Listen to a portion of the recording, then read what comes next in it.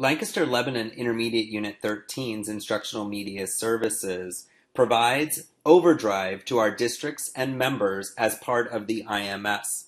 We've been very excited to add on OverDrive within the last year, and as you can see, OverDrive is one of the largest collections available of e-books through public library systems throughout the United States. So the ebooks that are available, there's ebooks and there's audiobooks and other resources that are available through it that we can access our OverDrive account. So we've worked with all of the local librarians to be able to select titles that are appropriate for our K-12 audiences. And those librarians in each district have been able to set up their OverDrive account. So how do you access OverDrive and what is in there? You want to see your librarian's media center page or their website and look for an icon that says OverDrive or eBooks. When you click on that icon, it's going to take you to this page. Now, you can also do this on a smart device by downloading the OverDrive app and searching for the libraries in the OverDrive app, but you don't need the app. You can access the website, and the mobile version will work as well. So you would first start by choosing your school district. In this case, I'm going to choose Lancaster-Lebanon Intermediate Unit 13, and then it opens up for your username and password. You want to enter your school's username and password, the same username and password that you would use to be able to get into your school district account. So when I click on Lancaster-Lebanon Intermediate Unit 13 and sign in, it's going to load what some librarians like to call the shelf in OverDrive. So as I scroll through this, first off you see new to the collection, you see titles, and you see that these titles have a black book that shows you that the title is available for checkout. If you would ever find a book where that black book is grayed out, you know it is no longer available for checkout. If you look at the very top, you will notice a couple things. First thing is that you can search by subjects. So depending on what titles you might be looking for. Another thing that you can do is search by collections. And we're working on these particularly, but here I want to point out to you the Project Gutenberg titles. So these are over 350,000 titles that are available that you can download, and they're of all of the classics. So you can search all throughout all of these, and you would be able to choose the title as you see here and click on download and be able to download those titles. Okay, you could see the most popular collections. So when we load the most popular, you might see here, notice all of these top rows, they're grayed out. That means all those titles are checked out. Some of these titles are now available. Notice as well, you can search by levels. So you can go by Lexile measure. Now, we do not have titles that are all the titles are Lexile. Only the titles that are Lexile are the ones that the publisher allows for Lexile measurement. So you can see the Lexile measures that are listed over here and how many titles are with each one. All right, you notice that here's the interest level. So you can go by grade level there. If you're using ATOS, you see all the titles and which level that they're in. And again, this is publisher specific. You notice the reading levels that are available. So if you're looking just for first grade, you can click on just first grade and then it would filter through and show you first grade reading levels. Here you see formats, and I'm just going to pause for a moment to talk about these formats. Notice that there's formats for Kindle, for OverDrive Read, for EPUBs, and PDFs. All the titles have different formats in which you can download them. All right, some of them, if it's just simply a PDF or EPUB, they're not that interactive. But OverDrive Read allows you to open up the title in your browser. Doesn't matter what browser, if you're on a Windows machine, if you're on a Mac machine, if you're on a smart tablet or a smartphone, it doesn't matter. It'll open up in all of those and be able to read that. And that's what I'm going to show you an example of today. You also see by publisher, and you also can see by device of different devices that are used. So when we're looking at our levels, we're looking at collections, and we're looking at subjects. I'm going to take my filter off of grade 1. And what I'm going to do is you can also go up here to the search bar, and you could search. So I'm going to search Peter Pan and click enter. And it shows me that there's a title here by Peter Pan. And notice it's a black book, so it means it's available. So now when I scroll over it, I can see a sample of it, or I can borrow it. Now you be careful to borrow only books that you're really interested in reading, because keep in mind that you are borrowing it for a period of time, but that your library only might own that book for 26 checkouts total.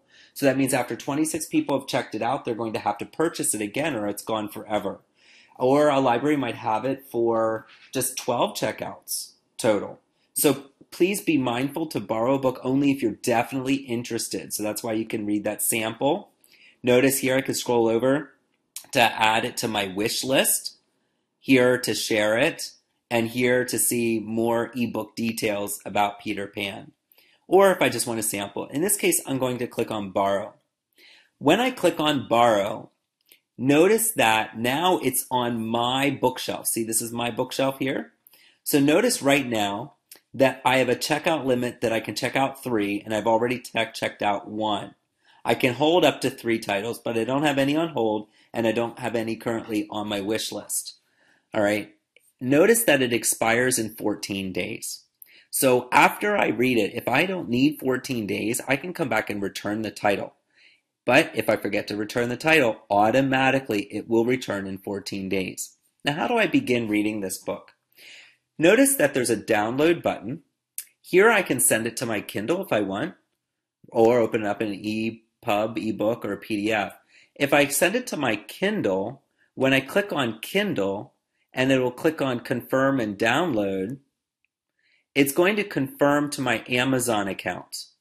All right, so if I will get the library book and it'll send it automatically to my iPad, but I have to be logged into Amazon in order for that to occur. Instead of worrying about that, I could just click on Read in my browser. Now what this does is it opens up the title in my browser. So I click on Start Reading This Book, and notice that it has text on here. So all this text that's on here, when I click on the book, it's paging through that text. But notice when I click on the middle section, here, when I click on that middle section, it opens up the chapters of the book. But I want you to notice that there's something else available. Notice that I can change the text size, and I could change the lighting of the book. So if I want light on dark or dark on light, I can change how I want that to show. I can change the design of that text and go by the publisher's default. Notice that as I scroll down, here I'm starting to see these are annotations, which means highlights and bookmarks and notes that I've already made. So I've checked this book out before and it remembered where I was, and it remembered all of the checkout or all of the edits I've already made. So let me show you how this works. If I click on Chapter 1, here in Chapter 1, notice that I already have a highlight of Mrs. Darling.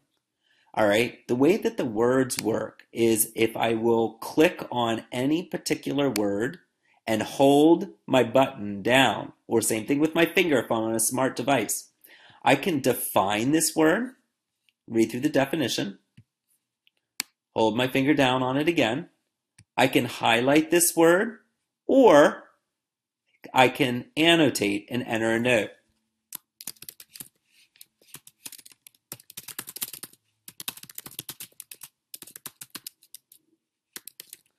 So I can practice talking to the text strategies as I'm reading this title. So when I want it to flip, I'm going to flip the page. I'm going to flip the page and I can read through it. All right. Notice that when I click in the upper right-hand corner, it's my bookmark. So now what I can do is just close this page. This opened up as another page, another tab in my web browser. I'm going to just close it. So now I'm back to reading again. So when I log back in, I can click on Read, and it's going to open up exactly where I left off because it had that bookmark. So that's the beautiful thing about Overdrive Read, that I can open it up in any device, just a mobile platform, just a web browser, and read it in Overdrive Read, and it's going to remember where I was.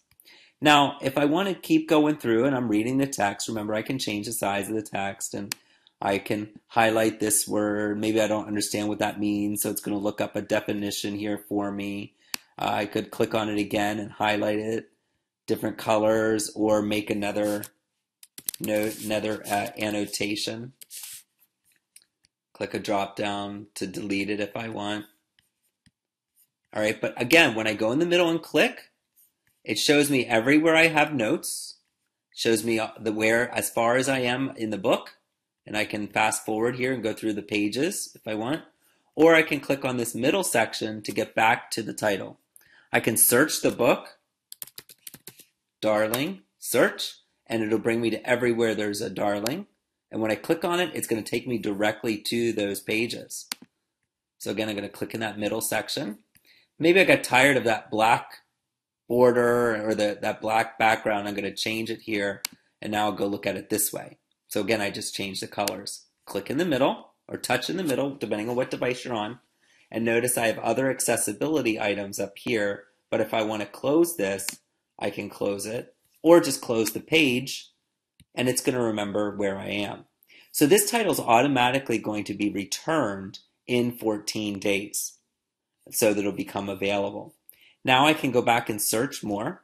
So I can click on the digital library and I can look through things, and I'm not going to borrow this time, but I'm going to add it to my wish list. So, or if it's checked out, I could put it on hold, for example. So if I go to some most popular titles, I can scroll down. See, these are checked out already. So if I want to place it on hold, I can click place on hold. And before you can join a holds list, you must enter your date of birth because it needs to make sure that you're in compliance. All right, so I could put on hold, or I could just simply add it to my wish list. So I'm going to go back to my digital library, scroll over, and here, if I decide I want to add that to my wish list. So now it tells me it's actually been added, to my list. So when I'm navigating OverDrive, I'm just scrolling up and down, and again, it doesn't matter what device I'm on, whether it's a laptop or if it's a smart device, I can access this OverDrive account. The really cool thing about this app, the app that gives highlights to, it says download the app, is you could connect your school district's library, this is the OverDrive account. You could also connect to your public OverDrive account from your public library, and possibly also the Philadelphia Public Library. So then you'd have 3 different libraries that you could loan titles from all OverDrive from all of those different accounts. So that's a really nice thing with the app. But again, the app is not necessary to be able to use and to be able to check out any of these devices or any of these titles. Notice that there's books that you might look for. So let's say you're looking for a title, but it's not here. So you could go through and you could actually recommend titles as well if that's something that you would be interested in doing.